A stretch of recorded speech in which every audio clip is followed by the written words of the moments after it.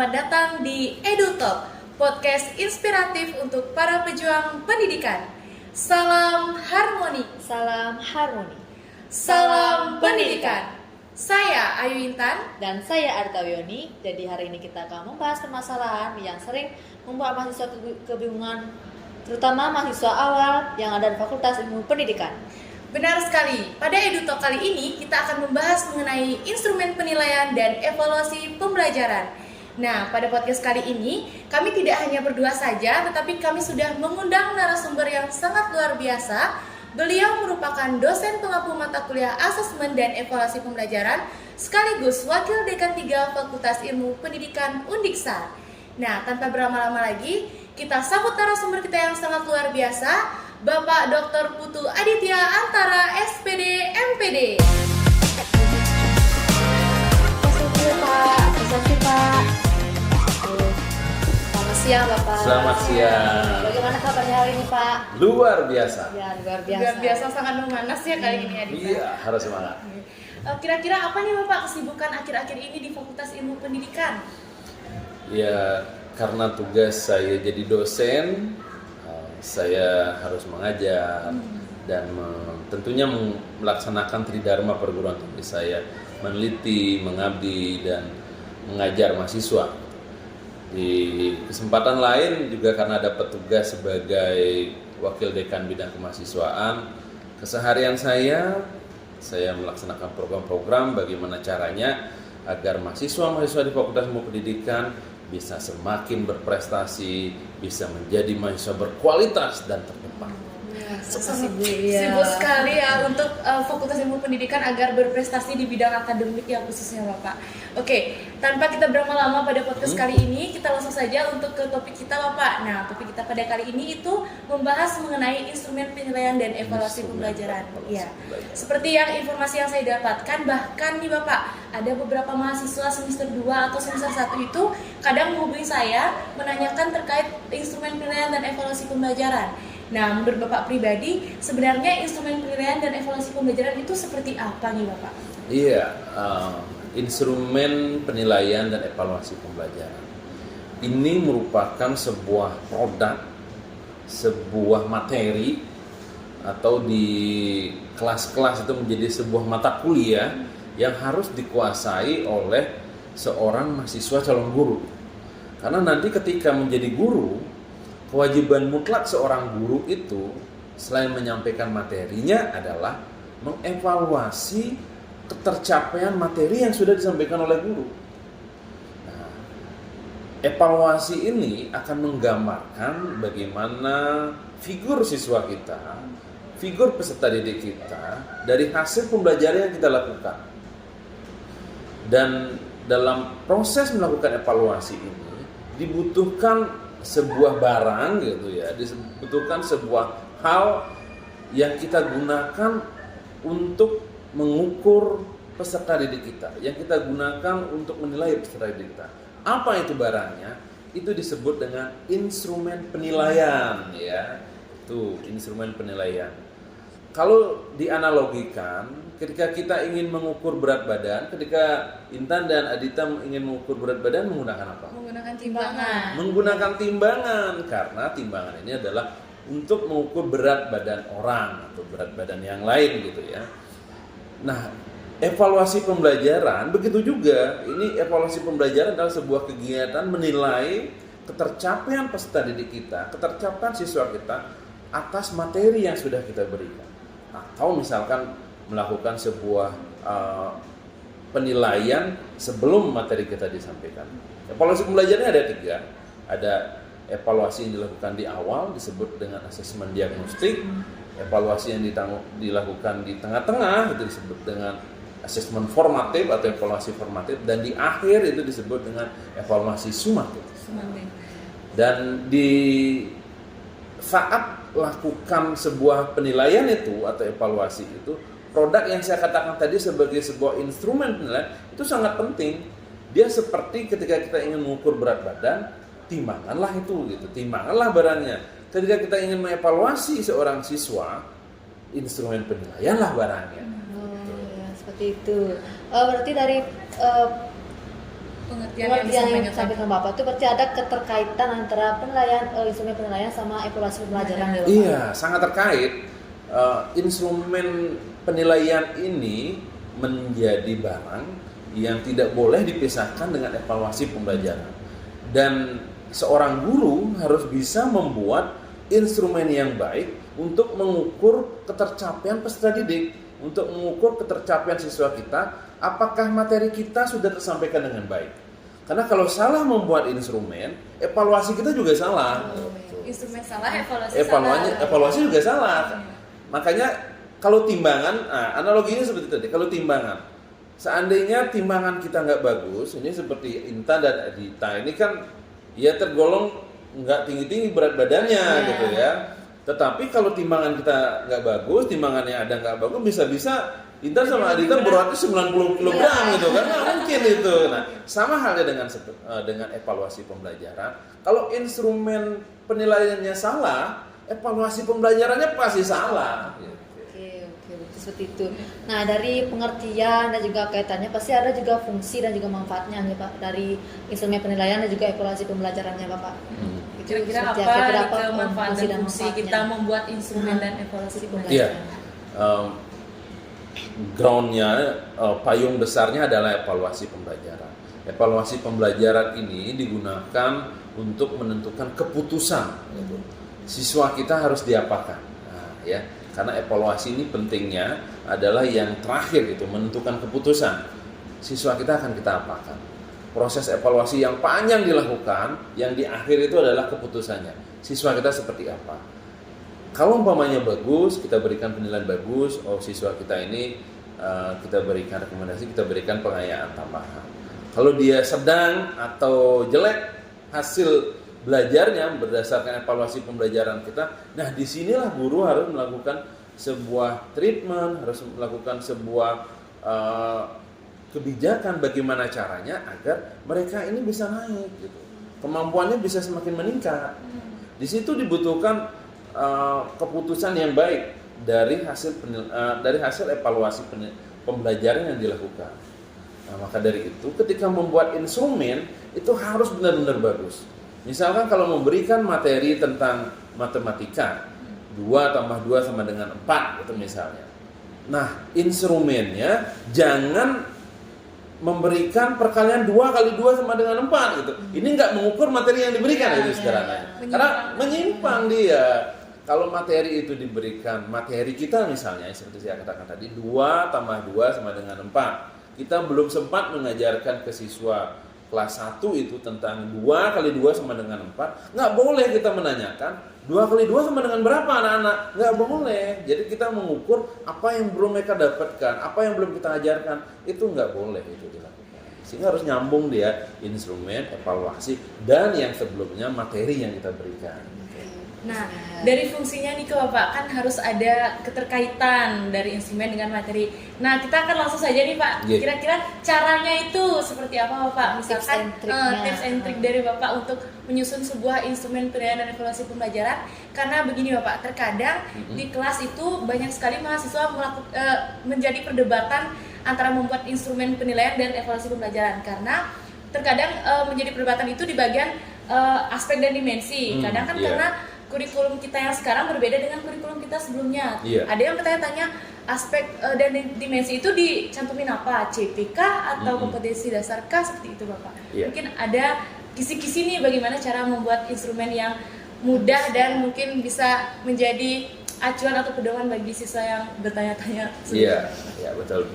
Nah, ini memang menjadi polemik ya, karena Indonesia ini memang unik. Karena hampir setiap 4 atau 5 tahun kurikulumnya berbeda. Gitu ya.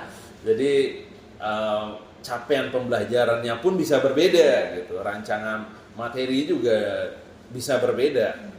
Nah, ini dibutuhkan sebuah kejelian, dibutuhkan sebuah keterampilan seorang guru untuk membuat instrumen yang baik, yang benar-benar bisa mengukur kemampuan siswa kita. Maka dari itu bagaimana caranya? Kita lihat kurikulum kita. Kurikulum kita kan ada capaian pembelajarannya seperti apa. Kalau misalkan untuk siswa kelas 1, sederhana saja, siswa kelas 1 seperti yang saya sampaikan tadi tentang 2 tambah 2 sama dengan 4 pada matematika ya untuk siswa kelas 1 SD. Nah, di situ ada materi penjumlahan. Nah, capaian pembelajarannya ada di situ. Dalam membuat instrumen, ada satu proses yang besar yang penting dilakukan oleh seorang guru itu, yaitu membuat kisi-kisi instrumen. Kisi-kisi instrumen. Di kisi-kisi instrumen ini ada satu bagian yang penting untuk dilihat dan dikaji dan dimasukkan nanti untuk kita ukur, yaitu disebut aspek atau dimensi. Hal lain misalnya dalam achievement test, tes prestasi atau hasil belajar ini capaian pembelajaran yang dijadikan. Untuk sekarang misalkan kurikulum Merdeka ada capaian pembelajaran namanya. Tapi kalau kurikulum sebelumnya bisa kompetensi dasar gitu dia. Jadi gitu. Berbeda-beda, saya tidak bisa katakan bahwa akhirnya capaian pembelajaran kayak gitu. Tapi sebelumnya kompetensi dasar namanya. Sehingga secara teoritik saya sampaikan, untuk membuat kisi-kisi instrumen yang baik, yang harus ditentukan adalah aspek atau dimensinya. Kalau kita ingin menilai tentang matematika awal, gitu, matematika untuk kelas 1 SD, materinya adalah tentang penjumlahan. Nah, di situ tentang penjumlahan, nanti capaian pembelajaran penjumlahan angka 1 sampai 10 gitu misalkan. Ya, penjumlah di antara angka itu saja, nanti indikatornya berapa, poin-poin apa saja, lihat di kurikulumnya yang diterjemahkan menjadi rencana pembelajaran. Nah, disitulah kita turunkan menjadi instrumen. Nggak boleh lepas, kalau kita membuat instrumen itu nggak boleh lepas dari rencana pembelajaran, apalagi kurikulum gitu. Itu nggak boleh lepas. Kurikulum yang sedang diberlakukan sekarang itu harus kita pakai rujukan. Lalu untuk soalnya itu bagaimana Bapak? Apakah antara jadi yang seperti disampaikan sebelumnya waktu kita melaksanakan perkuliahan itu kan harus hot supaya apakah itu berlaku juga untuk di kelas rendah atau hanya untuk sebatas di kelas tinggi saja yang boleh menggunakan hot? Iya, itu menarik itu ya. HOTS ini bukan panas ya. Tapi HOTS ini adalah singkatan dari Higher Order Thinking Skill gitu ya. Artinya kemampuan berpikir tingkat tinggi. Menurut hasil data PISA kita, orang Indonesia memang rendah dalam HOTS gitu, dalam cara berpikir tingkat tinggi. Dan itulah yang sedang dilakukan kebijakan oleh pemerintah kita agar setiap proses pembelajaran di kelas itu harus sebagian besar berbasis HOTS. Dari antara materi yang disampaikan 90%-nya harus HOTS, Higher Order Thinking Skill. Lawan HOTS ini ada LOTS namanya, Low Order Thinking Skill gitu ya. Itu dari sebuah taksonomi Bloom yang direvisi oleh Kurzweil ya. Nah, tentang itu ketika kita membuat instrumen yang sebelumnya ketika kita buat rencana pembelajaran, materi yang akan kita sampaikan harus berbasis HOTS. Meskipun di kurikulum tidak ditunjukkan HOTS itu, tapi ketika kita membuat rencana pembelajaran itu harus berbasis HOTS, Higher Order Thinking Skill. Sehingga materi kita, misalnya tadi kita kembali ke materi yang sederhana tentang 2 tambah 2 sama dengan 4. Kalau kita menilai 2, anak-anak 2 tambah 2 sama dengan berapa? Kalau seperti itu masih LOTS. Masih LOT ya, Low Order Thinking Skill. 2 tambah 2 kalau dibuatkan angka seperti itu, 2 tambah 2 sama dengan 4, itu masih LOTS ya. Mengingat, memahami baru C1, C2 aja dia gitu. Belum HOTS dia. Nah, bagaimana caranya membuat materi yang HOTS, materi HOTS dulu ini, materi HOTS kita sampaikan, misalkan ada 2 rumah di 2 rumah di lapangan ini, ada 2 rumah di halaman ini. Nah, kalau dijumlahkan dia menjadi sebuah bangunan besar dan menjadi sebuah satu kesatuan tempat bangunan, berapa bangunan yang akan ada? Itu misalkan untuk menganalisis gitu. Kalau untuk menciptakan, misalkan ini untuk yang C4 yang tadi. Kalau untuk C6 misalkan, C6 itu kan create atau menciptakan. Sekarang ada bangunan-bangunan yang kita buat. Ada banyak contoh gambar-gambar bangunan yang ada yang sudah jadi satu. Ini rumah joglo, ini rumah adat Bali, ini rumah adat Padang gitu. Cobalah buat sebuah bangunan. Nah, buatlah sebuah bangunan, gambarlah sebuah bangunan yang di satu bangunan ini merupakan kombinasi dari 4 bangunan. Dia ngambil di bangunan ini ada 2, di bangunan ini ada 2, dijadikan satu, jadikan sebuah bangunan baru. Nah, ini sebuah proses penciptaan dan inilah HOTS gitu. Untuk pembelajaran HOTS ini tidak hanya ya, diberikan pada siswa-siswa kelas tinggi, kelas rendah pun bisa, kelas 1, kelas 2, kelas 3. Bahkan di pendidikan anak usia dini juga bisa, di TK, di kelompok bermain itu juga bisa. Tapi yang lebih sederhana sifatnya, sampai create juga gitu. Misalkan kalau di TK itu misalkan, cobalah susun sebuah jembatan menggunakan Lego, dari ini apa, menggunakan Lego dengan 10 Lego, itu misalnya 10 Lego. 10 Lego itu kan dia pasti tahu, dia ngambil 5 dengan warna yang 5 setengahnya cerah, setengahnya tidak gitu. Jadi pasti dia ngambil yang cerah-cerah, merah, kuning. Itu misalnya yang gelap gitu, dia ngambil yang coklat, hitam. Nah, itu ada 5 dia buat dengan Lego. Anak-anak terbiasa membuat Lego kan. Nah, ini mencirikan, mengartikan bahwa HOTS itu juga bisa diberikan di kelas rendah, bahkan di kelas awal, di PAUD, di TK tuh. Itu jadi boleh. Menarik ya. Sangat panas ya Pak ya. Ternyata Ya, banyak sekali yang perlu betul. dipersiapkan untuk membuat instrumen, mulai dari aspek, lebih baik kita menggunakan aspek atau dimensi daripada iya. kita menggunakan capaian atau kompetensi. Iya, betul. Karena setiap kurikulum itu berbeda-beda. Berbeda-beda Ya. tiap tahun. Tetapi kalau itu diminta dalam sebuah penilaian kita harus capaian pembelajaran, ya kita sesuaikan aspek dimensi itu garis miring capaian pembelajaran. Jadi mungkin itu saja Bapak terkait bincang-bincang kita hari ini. Nah, sebelum kita menutup podcast kita kali ini alias EduTalk kita, ada nih Bapak kesan dan pesan untuk mahasiswa di luar sana, khususnya untuk materi asesmen dan evaluasi pembelajaran. Iya, sesuai dengan konteks ini ya, dengan ya. instrumen dan evaluasi pembelajaran. Seorang guru yang baik harusnya bisa melakukan evaluasi pembelajaran yang baik dan berkualitas. Dan tentunya untuk membuat evaluasi itu menjadi berkualitas, membuat evaluasi itu menjadi baik dan bermutu, instrumennya harus dibuat dengan bagus. Harus sesuai dengan kurikulum, harus sesuai dengan rencana pembelajaran, dan aspek atau capaian pembelajaran yang dibutuhkan. Jangan sampai kita menilai siswa kita, tapi kita tidak pernah memberikan materi itu nggak boleh gitu, nggak boleh kita lakukan seperti itu. Nah, itu caranya, itu tips. Sesederhana itu kalau kita sudah tahu alur ini, pasti evaluasi pembelajaran yang dilakukan di lapangan pasti berkualitas dan bermutu. Gila, biasa Luar sekali biasa ya ilmu yang kita kita dapat sangat sekarang. menginspirasi dan ilmu barunya sudah teresapi sampai dari Harus atas dong, sampai ujung ya. kaki Bapak. Mungkin sekian saja, terima kasih saya ucapkan sekali Ya. lagi Bapak karena sudah bersedia untuk datang di podcast kali ini. Semoga apa yang kita bincang-bincang kali ini bisa bermanfaat untuk kita semua, khususnya bagi penonton Penonton yang ya, juga. sudah bersedia menonton podcast kita. Mungkin itu saja podcast kita kali ini. Kita tutup dengan salam harmoni. Salam harmoni. Salam pendidikan. Terima kasih Bapak.